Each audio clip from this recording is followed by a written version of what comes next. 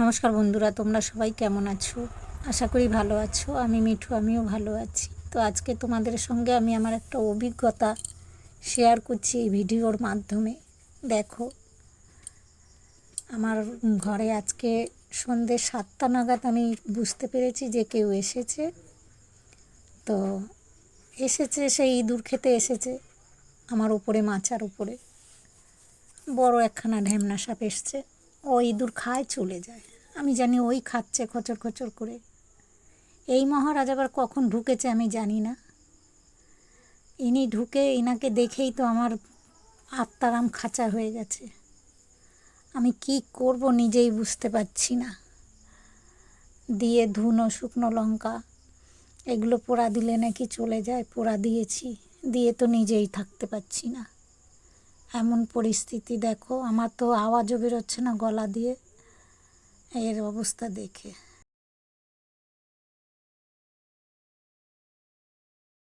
বন্ধুরা, ভিডিওটা স্কিপ না করে পুরোটা দেখবে, তাহলেই বুঝতে পারবে। আমি এই ছোট্ট ঘরটা, আমার কিছু মাল মাতারি আমার বেশি আছে বলে আমি এই ঘরেই থাকি, এই ঘরেই শুই। আমার আশপাশে কিন্তু কেউ নেই, শুধু এই মহারাজ আর আমি। আর একটুখানি জায়গা, একদমই কম, খুবই শর্ট জায়গার মধ্যে আমি রয়েছি। আর দরজাটা তো খোলা, এখন দেখাই যাচ্ছে, দেখতেই পাচ্ছ ও ঝুলছে। দরজাটা খোলা, মানে বাইরের দিয়ে আমি আসা যাওয়া করতে পারছি। ওকে ধুনো দিয়েছি, ভেবেছি ও ওদিক দিয়ে চলে যাবে, কিন্তু ও যে এত কীর্তি করবে তা আমি বুঝতে পারিনি। আর খুবই ভয় পেয়ে গেছি। তো দেখো, তোমাদের সঙ্গে আমি শেয়ার করছি। আমি একটু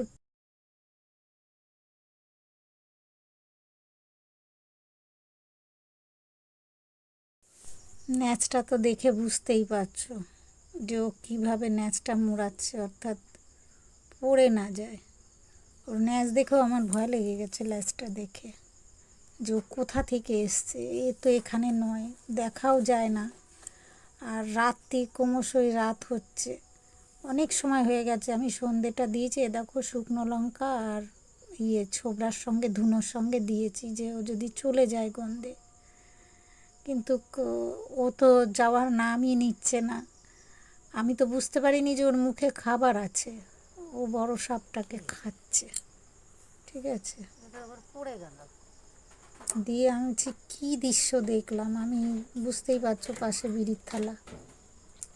আমি কী দৃশ্য দেখছি, আমি আমি বুঝতেও পারিনি। এই যে দরজাটা দেখতে পাচ্ছ, ওর পিছনে পড়েছে ছপাত করে।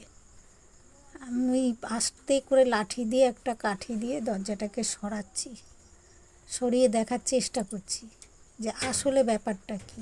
আমার ধুনুচিটা ওখানেই রয়েছে, দেখতেই পাচ্ছ। আমি আশ্চর্য হয়ে গেছি যে কি দেখলাম আমি। আমি কি দেখছি, ওই খেলো আর একটা সাপকে। দেখো, একটা সাপ আর একটা সাপকে খেলো। মানে ওর মুখে সাপটার আর একটু বাকি আছে, ঢ্যামনা সাপটা এর থেকেও বড়, সেটাকে খেয়ে নিয়েছে। তাহলে ও এখন নড়াচড়ার ওর অসুবিধাই হবে। আর এই যে কী জিনিস, আমি বন্ধুরা বুঝতেও পারলাম না। কারুর যদি জানা থাকে যে এটা কি সাপ, অবশ্যই কমেন্ট করে আমাকে জানাবে। কেন আমি খুব ভয় পেয়েছি ওর রং দেখে, ওর ঢং দেখে, ওর দেহটা দেখে আমি ভয় পেয়ে গেছি যে কি এলো আমার ঘরে। আমার ঘরে সব জীবই যাতায়াত করে, কিন্তু এখনো পর্যন্ত আমি কাউকে দেখে ভয় পাইনি। বড়, এর থেকে দ্বিগুণ বড় ঢ্যামনা সাপ, দাঁড়ার সাপ, সেও আসে ঘরে, আমার পায়ের উপর দিয়ে যায়, কিন্তু এতটা ভয় আমি পাই না। জানি ওরা কামড়াবে না, কিন্তু এর যা দেখছি, আমি চিনতেও পারছি না এটা কে। কেউ এখানে বলছে সাইনে সাপ, কেউ বলছে সাপেদের রাজা। ও যে টক টক টক টক করে আওয়াজ করছিল, অথচ মানে আহার খাওয়ার জন্য, আহার কি করার জন্য। বন্ধুরা, গ্রামগঞ্জে এটা কমন ব্যাপার, বর্ষাকালে বিশেষ করে। কি খেলো তো ঢ্যামনা সাপটাকে, বোঝাই যাচ্ছে। বন্ধুরা আমার তো কপাল ভালো যে ও ঠিক ভালোভাবেই মানে খেয়েছে, যেহেতু হয়তো কিছু ক্ষতি করতো না বা করতো এমনই, কেন বিষধরগুলো ঘরে খুব কমই ঢোকে। আর এই যে হলুদ ঢ্যামনা সাপটাকে ও খাচ্ছে, এই সাপটা ইঁদুর খায়, ঘরে আসে। আমাদের উপরে ক্যাম্প খাট আছে একটা, ওই ক্যাম্প খাটটার উপরে ইঁদুরে বাচ্চা দিয়েছিল আর ইঁদুরটা ছিল, সেইটা খেতে ওই হলুদ সাপটা এসছিল, ঢ্যামনা সাপটা আর কি, দাঁড়াস। ও খেয়ে, ঢ্যাঁড়াস সাপ অনেক কালারের আছে, হলুদ আছে, কালচে আছে, ছে কালার আছে। ও ওটাই খেতে এসছিল, খেয়েওছে, ইঁদুরগুলো নেই, ইঁদুরগুলোকে খেয়েও নিয়েছে। কিন্তু কে যে পিছনে এসে ওকে খেয়ে নেবে এটা না ও কল্পনা করতে পেরেছে, না আমি। এমন পরিস্থিতি, আমি কি করব, তো দেখো একটু, ছুতেও পারবো না, তাড়াতেও তারপরে চলে যাও চলে যাও চলে যাও চলে যাও।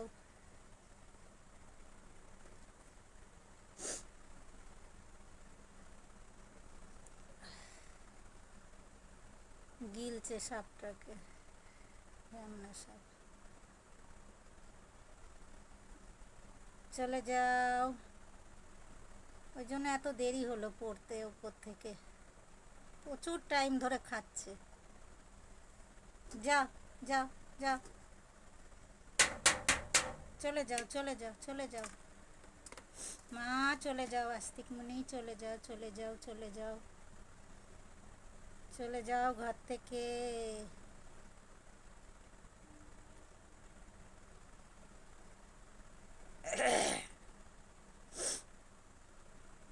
কোথা থেকে ঢুকলো এ?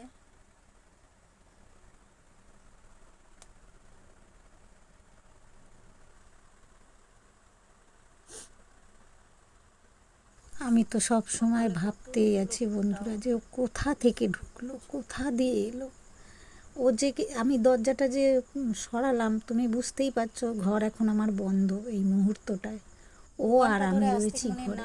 ও যদি এখন ওটা খাওয়ার পরে আমাকে তাড়াও করে, আমার কিন্তু বেরোনোর জায়গা নেই, কারণ মেন দরজাটাই আমার, দরজার সামনেই ও, দরজার পিছনে ছিল। দরজাটাকে বন্ধ করলাম, তবে গিয়ে ওকে দেখতে পাচ্ছি আমি। এবার দরজা যদি খুলি, ও দরজার আড়ালে থেকে যাবে। ও বেরিয়েছে কি না, আমার আলমারির নিচে ঢুকে গেল নাকি আবার মাচায় উঠে গেল, আমি বুঝতে পারবো না।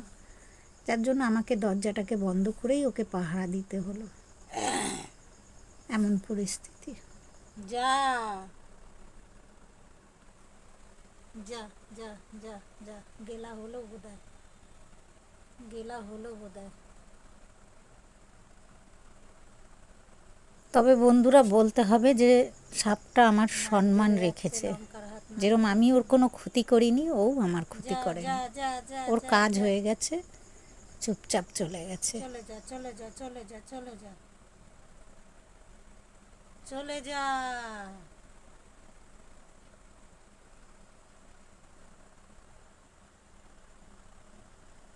যা চলে যাও। বন্ধুরা, ওর আর আমার মধ্যে 3 হাতের ব্যবধান, আমার পালানোর পথও নেই। দেখতেই পেয়েছো যে আমি চেয়ারের উপরটায় রয়েছি বসে।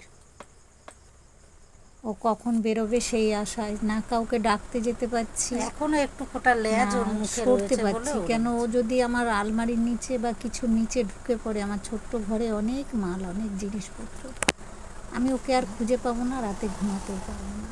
এই কোনাটায় কিছু মাল রেখেছিলাম বলে এরকম দাগ দাগ হয়ে গেছে বর্ষাকালে, যে জায়গাটায় ও রয়েছে। এটা আমারই টিনের রান্নাঘরটা, এখানটাই শুই, কেন এই ঘরে আমার কিছু জিনিস রয়েছে। এমন অবস্থা বন্ধুরা, আমি যে মানে ভিডিওটা বানিয়েছি, আমি জানি যে এই মুহূর্তটা আমার কোনো উপায় নেই, কেন কেউ বিশ্বাসও করবে না যে আমি এত বড় একটা বিপদের সম্মুখীন হয়ে রয়েছিলাম। কাউকে বললে কেউ বিশ্বাস করবে না, ফোনটা ছিল বলে ভিডিওটা করেছি। তো যাই হোক, মায়েরও অসীম কৃপা আমার উপরে। আর এদের মনসাকে স্মরণ করছিলাম। এদিকে দেখো কোথা দিয়ে জুটেছে, যে চেয়ারটা শুয়ে রয়েছে, দেখো হচ্ছে চেয়ারে 2 জন শুয়ে রয়েছে। এদের কোনো হুঁশ নেই, পোতো হলে এতক্ষণে সাপটার সঙ্গে লড়াই করে ফেলতো। আর ওই যে বসে আছে ঘরের কোণায়।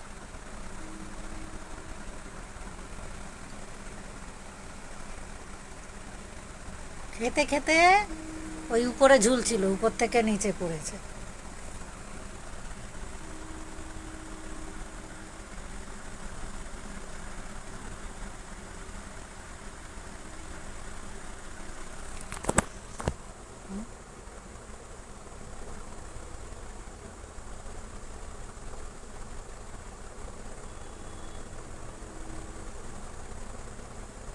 সাপটা একেবারে বড় না, কিন্তু খেলো একখানা বড় সাপ, গোটা সাপটা।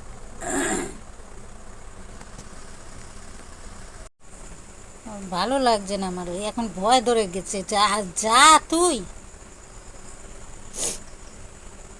এই যে জ্বালার।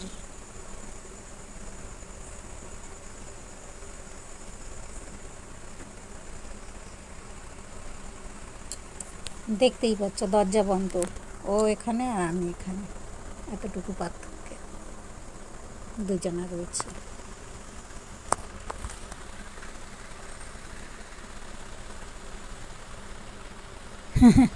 এমনই পরিস্থিতি দুঃখের সময়, ওরও পালানোর পথ নেই, আমারও পালানোর পথ নেই। দরজা খুলতে গেলে ও আড়াল পড়ে যাবে, আমি বেরিয়ে যাব, কিন্তু ও কোথায় ঢুকবে দেখতে পাবো না। আর দরজা না খুললে ও সরাসরিভাবে যেতেও পারবে না, যেতে পারবে না, কাজ করবো না। অনেক চেষ্টা করেছি, ওকে বলেছি যে তুই এদিক দিয়ে আয়, ও যে কোথায় ঢুকে যাচ্ছে, কোথায় কোথায় চলে যাচ্ছে।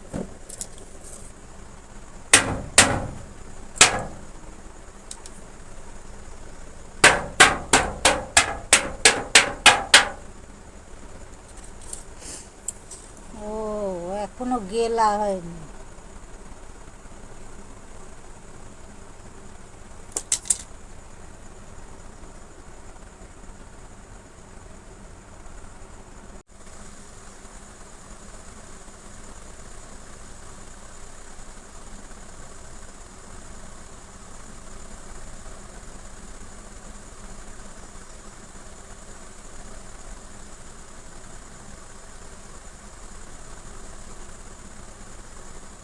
বন্ধুরা, ঠায় 2.5 ঘন্টা বসা আমি ওই খাবারটা গিললো, তত সময় আমি বসে, আমার কোনো কাজ হয়নি, শুধু ওকে পাহারা দিচ্ছি যে ঠাকুর ও ঘরে কোথাও ঢুকে না পড়ে, ও যেন যেখান দিয়ে এসছে সেখানে চলে যায়। কেন, বড় বিপদ ছিল। টিন পিটাচ্ছি, মানে টিন পিটাচ্ছি, নড়ছে না, হিলছে না, দুলছে না, ওটাকে পুরোপুরিভাবে গেলার চেষ্টা করছে।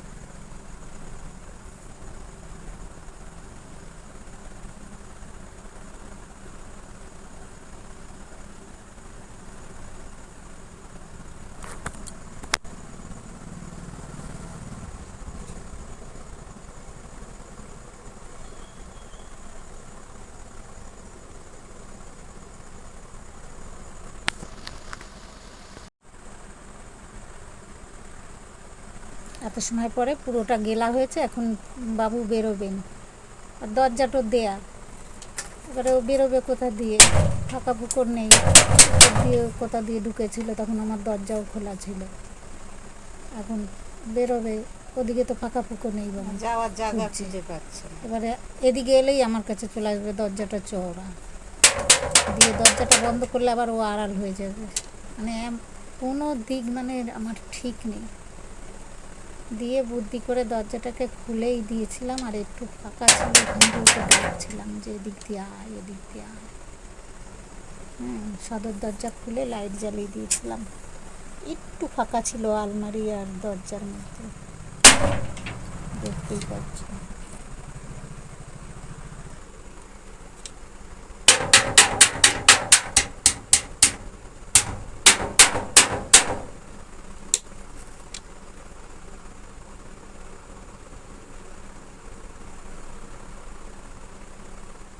দেখতেই পাচ্ছ কিরম হারামজাদা, ঘুরে ফিরে সেই যাচ্ছে আমার আলমারির পিছন দিকে, দরজার এদিকে আসছে না, ওই দেখো ওই খুঁটির পিছন দিক দিয়ে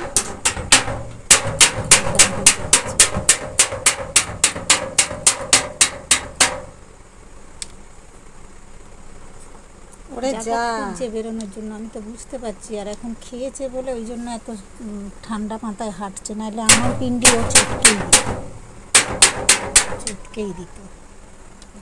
তাও বুঝতে পারছে আমি আঘাত করছি না, আমি সামনে বসে শব্দ করছি, করছি। ও কি বুঝতে পারছে না? ও তো একটা প্রাণী,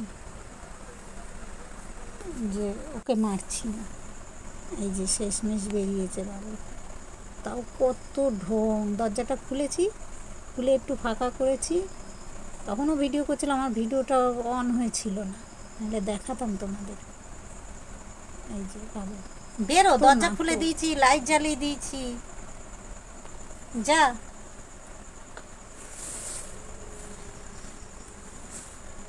আবার ঢুকে পড়বে, দেখ।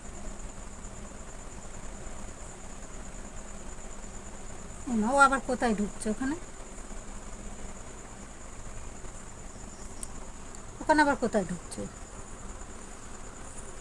মহা মুশকিল তো।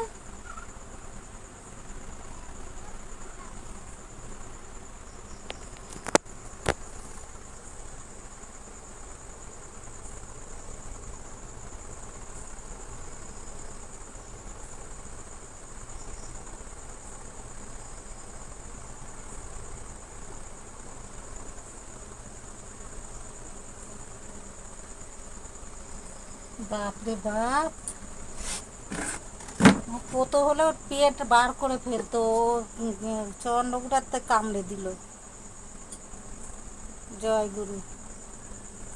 আস্তিক মুনি, আস্তিক মুনি, আস্তিক মুনি, আস্তিক মুনি, আস্তিক মুনি, আস্তিক মুনি, আস্তিক মুনি। যাও। আস্তিক মুনি। তো বন্ধুরা, ভিডিও ভালো লাগলে অবশ্যই শেয়ার করে দিও, একটা লাইক কমেন্ট, নতুন বন্ধু থাকলে, নতুন বন্ধু যদি ঘর দিয়ে বেরোলে সাবস্ক্রাইব করে দিও। তো টাটা, ও চলে যাচ্ছে, আমিও যাচ্ছি। যা যা, গুড নাইট।